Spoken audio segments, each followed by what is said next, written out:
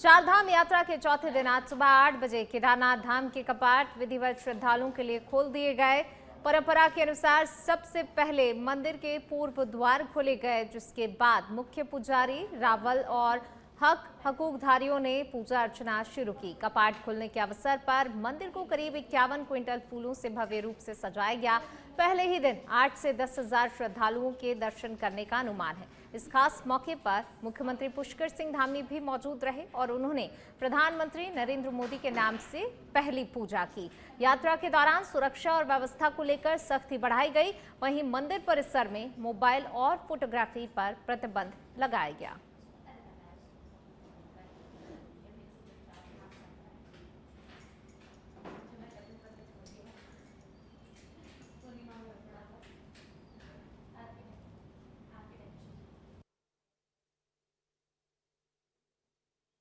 जहाँ गंगोत्री धाम और यमुनोत्री धाम के कपाट खुले थे, आज विधि विधान से बाबा केदार के कपाट भी खुल गए हैं और कल भगवान बद्री विशाल के कपाट भी खुल जाएंगे। सब तीर्थयात्रियों की, श्रद्धालुओं की, भक्तगणों की यात्रा अच्छी हो, इसके निमित्त सभी प्रबंध अच्छे करने के प्रयास किए गए हैं।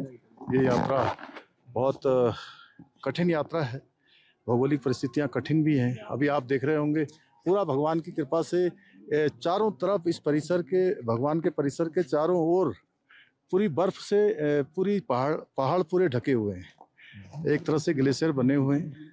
भगवान की कृपा है, भगवान अपने सभी श्रद्धालुओं को आशीर्वाद देते हैं, सबकी यात्रा अच्छी हो। उसके लिए बद्री केदार मंदिर समिति ने इस बार अच्छा काम किया है कि सामान्य से सामान्य व्यक्ति का भी दर्शन अच्छे तरीके से हो जाए, कम समय में हो जाए। जो पहले लंबी लाइन यहाँ लगती थी, उसको व्यवस्थित किया गया है। उससे श्रद्धालुओं की जो यात्रा का समय बहुत अधिक लगता था, लाइन में काफ़ी देर तक खड़ा रहना पड़ता था, उसमें कमी होगी। और सभी लोग स्वच्छ यात्रा को भी प्रोत्साहित करें, प्लास्टिक फ्री यात्रा को प्रोत्साहित करें, पर्यावरण को स्वच्छ रखने में अपना योगदान दें। यात्रा के जो नियम हैं उन नियमों का जरूर पालन करें। आदरणीय प्रधानमंत्री जी ने भी सभी से हरी ग्रीन यात्रा को प्रमोट करने के लिए, प्लास्टिक मुक्त यात्रा करने के लिए सबका आह्वान किया है। और साथ साथ चूँकि देवभूमि की नैसर्गिक सुंदरता है, अनेक स्थान हमारे चारों धामों के आसपास बहुत अच्छे अच्छे स्थान हैं, उन स्थानों का भी भ्रमण करें, पर्यटन का भी लाभ उठाएं। जहाँ गंगोत्री धाम और देहरादून में सूचना एवं लोक संपर्क विभाग के संयुक्त निदेशक के.एस. चौहान द्वारा लिखी गई किताब जब समय थम सा गया चर्चा में है, जो पहलगाम में हुए आतंकी हमले के उनके प्रत्यक्ष अनुभवों पर आधारित है। चौहान ने बताया 22 अप्रैल की वह भयावह घटना आज भी उनके जहन में ताज़ा है और उसी अनुभव को उन्होंने शब्दों में ढालकर इस पुस्तक का रूप दिया है। किताब में हमले के दौरान की दहशत, मानवीय संवेदनाएं और घटनाक्रम को सजीव रूप से दर्शाया गया है। चौहान ने इस पुस्तक को मुख्यमंत्री पुष्कर सिंह धामी को भेंट किया, जिस पर मुख्यमंत्री ने उनके प्रयास की सराहना करते हुए इसे समाज के लिए महत्वपूर्ण बताया।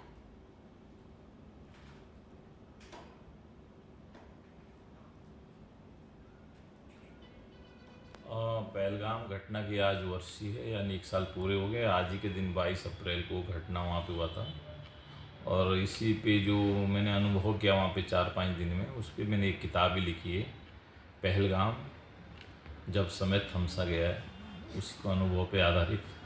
तो उस दिन को जब मैं सोचता हूँ तो रोंगटे खड़े हो जाते हैं कि वो कैसा उस दिन की दिन था, कैसे वहाँ की रात कटी। तो कुल मिला के बहुत ही, जिसको आप बोल सकते हैं, दहशत की रात थी वो, जो आतंकवादियों ने वहाँ पे जो घटना की थी। तो मेरी ओर से तो जितने भी उस घटनाक्रम में जो पर्यटक मारे गए थे, उनके परिवारों के प्रति। रुद्रपुर में भीषण गर्मी के बीच संभावित पेयजल संकट से निपटने के लिए महापौर विकास शर्मा ने सख्त रुख अपनाते हुए जल संस्थान और जल निगम के अधिकारियों के साथ नगर निगम कार्यालय में समीक्षा बैठक की। बैठक में शहरवासियों को घर घर स्वच्छ पेयजल उपलब्ध कराने के लिए विस्तृत कार्य योजना तैयार की गई। महापौर ने साफ निर्देश दिए कि पेयजल आपूर्ति में किसी भी तरह की लापरवाही बर्दाश्त नहीं की जाएगी। अमृत योजना के तहत 750 फीट गहराई से प्राप्त उच्च गुणवत्ता वाले पानी को प्राथमिकता से सप्लाई करने का निर्णय लिया गया। रामपुरा, संजय नगर, खेड़ा और सुभाष कॉलोनी को पायलट प्रोजेक्ट के रूप में चुना गया है, जहां निःशुल्क कनेक्शन दिए जाएंगे। इसके साथ ही शिकायतों के त्वरित समाधान के लिए हर सोमवार को जेई की उपस्थिति अनिवार्य की गई है और टोल फ्री नंबर जारी करने की तैयारी भी की जा रही है। महापौर ने सभी विभागों को आपसी समन्वय के साथ काम करने के निर्देश दिए हैं।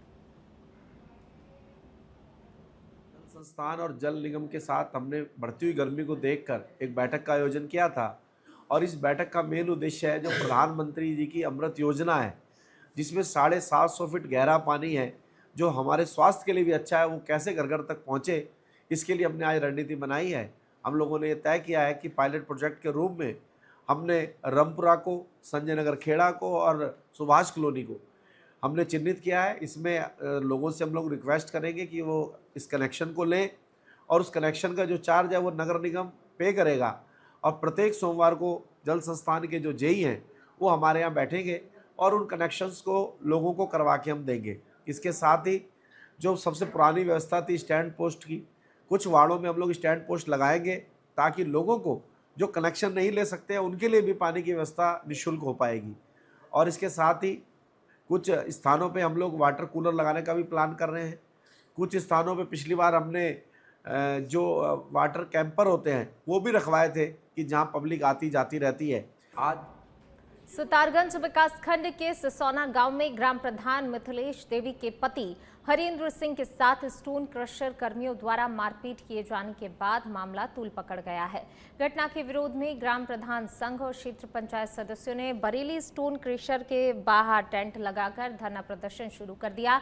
पीड़ित हरेंद्र सिंह का आरोप है कि ग्राम सभा के रास्ते से स्टोन क्रशर का कच्चा पक्का माल निकलने से भारी धूल उड़ रही थी, जिसकी शिकायत मिलने पर उन्होंने कर्मियों से रास्ते पर पानी डालने को कहा। इसी बात को लेकर सिसौना मुख्य बाजार में मेडिकल के पास उनके साथ मारपीट की गई और उनके एक साथी पर वाहन चढ़ा दिया गया, जिससे वह घायल हो गया। घटना के बाद रेशम सिंह सहित कई जनप्रतिनिधि समर्थन में उतर आए हैं। प्रदर्शनकारियों का कहना है कि जब तक दोषियों पर सख्त कार्रवाई नहीं होती तब तक धरना जारी रहेगा। ये था सुबह की बात है, करीब 10 बजे पानी को छिड़काव के लिए आप देख रहे होंगे इस समय हम खड़े हैं, आप आए हैं तो धूल, कितनी धूल है यहाँ पे देख रहे होंगे आप, और सारी धूल सब घरों पे सिसौना पूरा बरुआ बाग ऐसा भरा रहता है। पूछे बात सिर्फ इतनी थी कि हमने इनसे कहा भाई इस पानी को थोड़ा गाँव के अंदर जो रोड है उस पर भी छोड़। इन लोगों का सीधे विरोध हुआ, इन लोगों ने तुम्हारे छोटे भाई को लाठी डंडे चला दिया। देखिए भाई साहब, ऐसा यहाँ तो रोज की लड़ाई है, यहाँ रोज पानी डालने को लेकर लड़ाई होती है और हर बार कोई ना कोई आप देखते होंगे यहाँ रोज डेथ होती है इस रोड में। ठीक है, कई बार यहाँ प्रोटेस्ट हो चुका है, पिछले बार भी प्रोटेस्ट हुआ, करीब 5 लोगों की मृत्यु हुई। उसके बाद सब लोगों ने बैठ के ऐसे ही बैठे थे धरने पर, समझौता हुआ, उसमें ये निकला कि भाई वैकल्पिक। गढ़वाल में प्रस्तावित वीवीआईपी दौरे को लेकर पुलिस प्रशासन पूरी तरह अलर्ट मोड पर है। आईजी गढ़वाल रेंज ने वीवीआईपी ड्यूटी में तैनात समस्त पुलिस बल को विस्तृत ब्रीफिंग दी और सुरक्षा व्यवस्था को लेकर अहम दिशा निर्देश भी जारी किए। पुलिस अधिकारियों को वीवीआईपी रूट और कार्यक्रम स्थल पर किसी भी तरह की चूक न होने देने के निर्देश दिए गए हैं। इसके साथ ही ट्रैफिक मैनेजमेंट, भीड़ नियंत्रण और आपात स्थिति से निपटने के लिए भी विशेष तैयारियां की गई हैं। पुलिस का कहना है कि सुरक्षा के हर पहलू पर बारीकी से नजर रखी जा रही है ताकि वीवीआईपी दौरा पूरी तरह सुरक्षित और सुचारू रूप से संपन्न हो सके।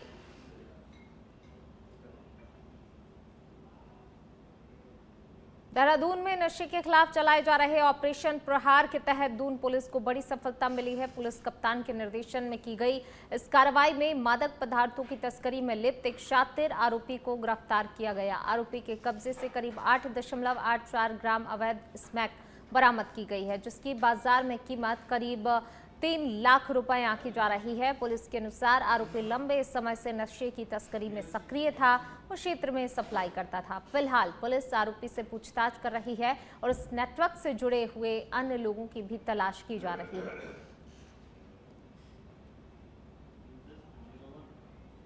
मसूरी में रेहड़ी पटरी व्यापारियों के विस्थापन को लेकर चल रहा विवाद अब सुलझने की ओर बढ़ता नजर आ रहा है। शासन प्रशासन की सक्रियता के बाद व्यापारियों को व्यवस्थित करने के लिए लगातार प्रयास भी किए जा रहे हैं। इसी कड़ी में उप जिलाधिकारी राहुल आनंद के नेतृत्व में नगरपालिका विकास प्राधिकरण, वन विभाग और लोक निर्माण विभाग की टीम ने मसूरी झील स्थित पार्किंग स्थल का निरीक्षण किया। यहां वेंडिंग जोन विकसित कर अधिक से अधिक व्यापारियों को बसाने की योजना पर काम किया जा रहा है। प्रशासन का कहना है कि इससे जहां व्यापारियों का रोजगार सुरक्षित रहेगा, तो वहीं पर्यटकों की सुविधाएं भी बेहतर होंगी और पार्किंग व्यवस्था को भी मजबूत किया जाएगा।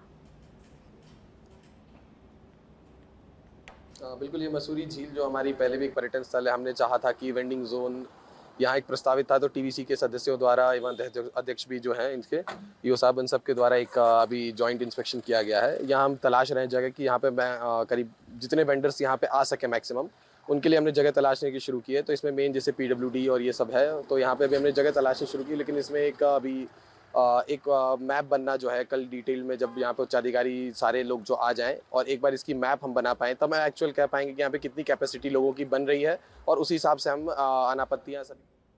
देहरादून में ऑपरेशन प्रहार के तहत दून पुलिस ने बड़ी कार्रवाई करते हुए शातिर महिला स्त्री शीटर और शराब तस्कर को गिरफ्तार किया है। पुलिस के अनुसार आरोपी महिला के खिलाफ जनपद के विभिन्न थानों में गैंगस्टर एक्ट सहित 50 से अधिक मामले दर्ज हैं। कार्रवाई के दौरान पुलिस ने उसके कब्जे से 52 टेट्रा पैक देशी शराब भी बरामद की है। पुलिस कप्तान की कुशल रणनीति के तहत लगातार अपराधियों पर शिकंजा कसा जा रहा है, जिससे नशे के अवैध कारोबार पर रोक लगाने में सफलता मिल रही है। फिलहाल पुलिस आरोपी से पूछताछ कर रही है और उसके नेटवर्क से जुड़े हुए अन्य लोगों की तलाश भी जारी है। मसूरी में चारधाम यात्रा को लेकर सरकार ने सभी तैयारियां पूरी कर ली है। गंगोत्री धाम, यमुनोत्री धाम, बद्रीनाथ धाम और केदारनाथ धाम जाने वाले यात्रियों के लिए पंजीकरण अनिवार्य कर दिया गया है। यात्रियों की संख्या और सुरक्षा को ध्यान में रखते हुए ग्रीन कार्ड और ट्रिप कार्ड की व्यवस्था लागू की गई है। इसके साथ ही सभी वाहनों की फिटनेस और रजिस्ट्रेशन जांच के बाद ही उन्हें आगे की यात्रा के लिए भेजा जा रहा है। सभी प्रमुख यात्रा मार्गों पर चेक पोस्ट स्थापित किए गए हैं, जहां उत्तराखंड परिवहन निगम के अधिकारी और कर्मचारी वाहनों की सघन जांच कर रहे हैं। 16 अप्रैल से यात्रियों का आना शुरू हो गया है और इस बार रिकॉर्ड संख्या में श्रद्धालु के पहुंचने की संभावना जताई जा रही है। इसी को देखते हुए शासन प्रशासन ने व्यापक तैयारियां की हैं। सभी तीर्थ स्थलों पर पर्यटन विभाग, स्वास्थ्य विभाग, परिवहन विभाग सहित अन्य संबंधित विभागों के अधिकारियों और कर्मचारियों की तैनाती की गई है, ताकि यात्रा को सुगम और सुरक्षित बनाया जा सके। 16 तारीख से स्टार्ट हुई है सर, और 16 तारीख से हम प्रातः की शिफ्ट में हैं 4 बजे से 1 बजे तक, और 1 बजे के बाद दूसरी शिफ्ट स्टार्ट होती है। और अभी तक सर 295 वाहन जा चुके हैं। इसमें 2197 यात्री कोठालगढ़ चेक पोस्ट से जा चुके हैं। चारधाम यात्रा के लिए सर ये जो हमारे ग्रीन कार्ड है, बस सर सर अपना रजिस्ट्रेशन करा के आए और अपना ट्रिप ID लेके आए सर। बिन ट्रिप ID के हम आगे नहीं जाने दे रहे हैं हमको, जिनका ट्रिप कार्ड नहीं बना है, ग्रीन कार्ड नहीं। बाराकोट क्षेत्र के गल्ला गांव में 4 दशक बाद आयोजित श्री रामलीला मंचन का भव्य समापन पूरे इलाके के लिए ऐतिहासिक पल बन गया। 40 वर्षों के लंबे अंतराल के बाद रामलीला का मंचन शुरू होने पर आसपास के 18 गांवों के लोग भारी उत्साह और आस्था के साथ शामिल हुए। पूरे क्षेत्र में श्री राम के जय घोष गूंजते रहे और वातावरण पूरी तरह से भक्तिमय हो गया। समापन अवसर पर बड़ी संख्या में श्रद्धालु मौजूद रहे। मंचन के प्रत्येक दृश्य ने दर्शकों को भाव विभोर कर दिया और कलाकारों के जीवंत अभिनय ने रामायण के प्रसंगों को साकार कर दिया। कार्यक्रम के दौरान आयोजित सांस्कृतिक संध्या ने माहौल को और भी खास बना दिया। एक नन्ही कलाकार की मनमोहक प्रस्तुति ने दर्शकों का दिल जीत लिया, जिससे देर रात तक लोग कार्यक्रम से जुड़े रहे और तालियों की गड़गड़ाहट से पूरा पंडाल गूंज उठा। विशेष आकर्षण के रूप में नवीन जोशी, जिन्होंने पहली बार मंच पर रावण की भूमिका निभाई, अपने दमदार अभिनय से सभी के आकर्षण का केंद्र बने रहे। कार्यक्रम का संचालन शेखर तिवारी ने किया।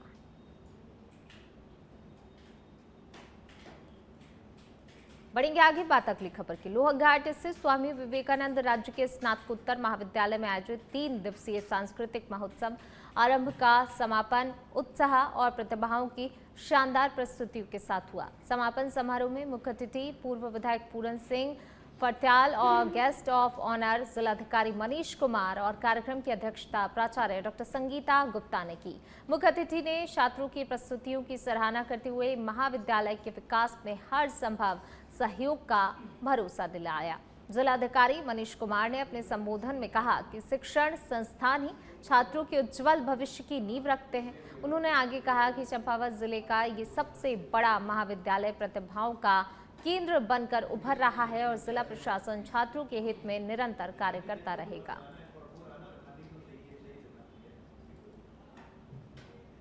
मसूरी का सबसे पुराना ऐतिहासिक लंढोर बाजार पिछले कई दशकों से विकास की बाट जोह रहा है। खराब सड़कों के चलते यहां का व्यापार प्रभावित हो रहा है और कई व्यापारी पलायन के लिए मजबूर हो गए हैं। वहीं क्षेत्रवासियों का कहना है कि वे पिछले कई वर्षों से सड़क मरम्मत की मांग कर रहे हैं, लेकिन अब तक कोई भी ठोस कार्रवाई नहीं हुई है। मार्ग पर बड़े बड़े गड्ढों के कारण कई लोग चोटिल हो चुके हैं। जोशीमठ में हुए भूधसाव के बाद मसूरी में भी इंजीनियरों द्वारा सर्वे किया गया था, लेकिन उसकी रिपोर्ट अब तक फाइलों में ही दबी हुई है। क्षेत्र में भूधसाव की आशंका के चलते आसपास के मकानों में दरारें आनी शुरू हो गई हैं, जिससे कि लोगों में दहशत का माहौल है। इस संबंध में कई बार नगर पालिका अधिकारियों से वार्ता की जा चुकी है, लेकिन समाधान नहीं निकलने पर अब क्षेत्रवासी आंदोलन के लिए बाध्य हो रहे हैं। द्वारा आज अधिशासी अधिकारी महोदय को और उप जिलाधिकारी महोदय को एक ज्ञापन दिया गया है। ज्ञापन देने से पहले कल मैंने उप जिलाधिकारी महोदय को इस संबंध में कॉल भी किया था कि सर लंडौर की जो हालत है वो बहुत खराब है। वहां पर भूधसाव के कारण सड़क की हालत जर्जर हो रखी है और इतना ही नहीं, भूधसाव के कारण जो पानी जा रहा है उसकी वजह से जो आसपास की जो बिल्डिंग्स है, जो भवन है, चाहे वो स्थानीय है चाहे वो व्यापारिक है, उनको भी बहुत नुकसान पहुंच रहा है और मुझे लगता है कि उसकी हालत इस हद तक खराब है कि सितारगंज में एआई तकनीक के कथित दुरुपयोग को लेकर सियासत एक बार फिर से गर्मा गई है। मामला कांग्रेस प्रदेश अध्यक्ष गणेश गोदियाल की छवि को नुकसान पहुंचाने से जुड़ा हुआ बताया जा रहा है।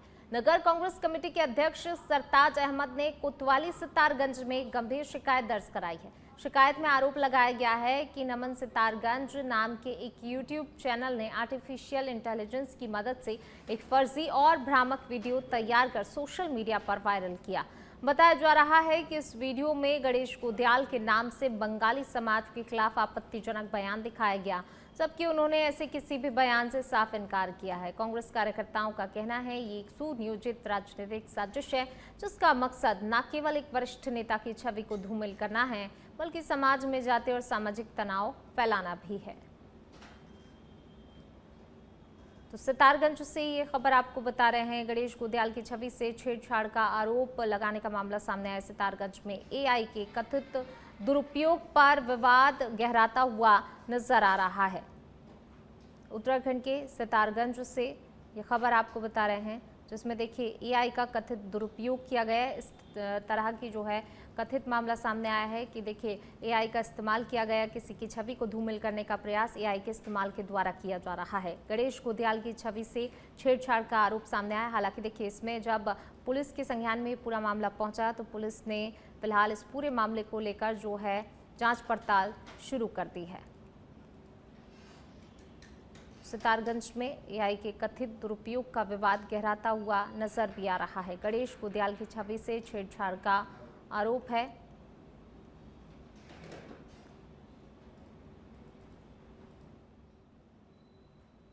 कांग्रेस की लहर चल रही है उत्तराखंड के अंदर और बंगाली समाज जितना भी हमारे प्रदेश के अंदर है वो सारा आज कांग्रेस के साथ खड़ा है और जिससे बीजेपी बौखलाकर अनर्गल बयानबाजी कर रही है। एक फर्जी आईडी से उन्होंने गणेश गोदियाल जी से कुछ जो है टाइप कर दिया किसी ने, उसको लेकर इन्होंने जो है कि भ्रामक प्रचार कर रहे हैं, जिसके खिलाफ हम लोग आज यहाँ पर रिपोर्ट दर्ज कराने आए थाने में कि उस आईडी के खिलाफ रिपोर्ट दर्ज कराई जाए। और नमन सितारगंज करके एक यूट्यूबर है, उसके द्वारा जो हमारे प्रदेश अध्यक्ष हैं गणेश गोदियाल जी द्वारा एक फेक वीडियो चलाई गई है, जिससे लोगों को भ्रमित किया जा रहा है, गलत भावनाएं लोगों के बीच में डाली जा रही हैं।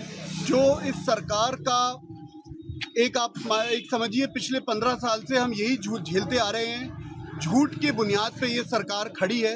अब समय आ गया है कि हम इसकी बुनियादें उखाड़ दें। इसीलिए हम लोग आज सब एकत्रित हुए हैं और हम मांग करेंगे यहाँ के प्रशासन से कि उस यूट्यूबर के ऊपर FIR दर्ज। चलिए बढ़ेंगे आगे। चंपावत में भाजपा जिला कार्यालय में आयोजित पत्रकार वार्ता के दौरान सांसद अजय भट्ट ने नारी शक्ति वंदन विधेयक को लेकर विपक्षी दलों पर तीखा हमला बोला।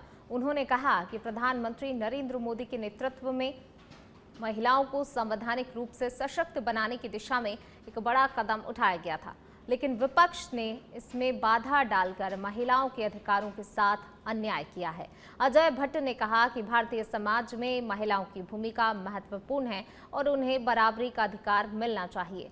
उन्होंने चेतावनी देते हुए कहा कि महिलाओं का अपमान करने वाले दलों को जनता चुनाव में जवाब देगी। इस दौरान भाजपा नेताओं और कार्यकर्ताओं ने उनका स्वागत भी किया।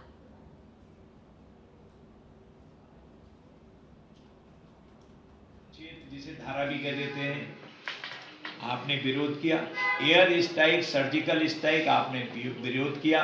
CAA आपने देखा, हमने लगाया उन लोगों को जो हमारे वंशज थे इस देश के और वहां बड़ी अच्छी जगहों पर रहते थे विदेशों में, लेकिन उनको मार मार के भगा दिया गया। इस मूल के थे, भारतीय मूल के। वो कोई सब्जी बेचता था, कोई बर्तन मल रहा था, एक सांसद कोई कपड़े की दुकान में कपड़ा फाड़ के बेचते थे। यहाँ पर उनके लिए हमने CAA लगाया, सिटीजन अमेंडमेंट एक्ट। उसका भी आपने विरोध किया, जबकि आपने आज से पहले जब वो भाग के आए थे करीब 50 साल पहले, उस समय आपने कहा था हम देंगे आपको सिटीजनशिप देंगे, आप यहीं के हैं, लेकिन नहीं दिया। किसका विरोध नहीं किया आपने?